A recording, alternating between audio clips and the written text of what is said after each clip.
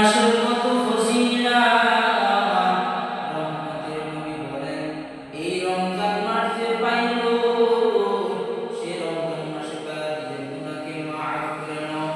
এই হাদিসের ভিতরে আসে, হাদিসের ভিতরে বলেন নবী যখন প্রথম সিঁড়িতে উঠছেন, নবীজি প্রথম সিঁড়িতে উঠে আমিন বলছেন, দ্বিতীয় সিঁড়িতে যখন উঠছেন নবীজি আমিন বলছেন, তৃতীয় সিঁড়িতে যখন উঠছেন নবীজি আমিন বলছেন। সাহাবায়ে কেরামরা বয়ান শেষে নবীকে জিজ্ঞাসা করলেন, হে আল্লাহর নবী, আপনি যে তিনবার আমিন বললেন এর কারণ কি? রহমতের নবী বলেন, আমি যে আমিন বলছি এর ভিতরে একটা ছিল হলো যে রমজান মাস পাইল আর রমজান মাস পাওয়ার পরেও নিজের গুনাহকে মাফ করাইতে পারলো না।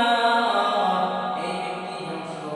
আমি নবী জিবরাইলের সাথে আমিন বললাম। রমজান মাস খুব দামি মাস। আল্লাহর সেই পবিত্র কালাম মহা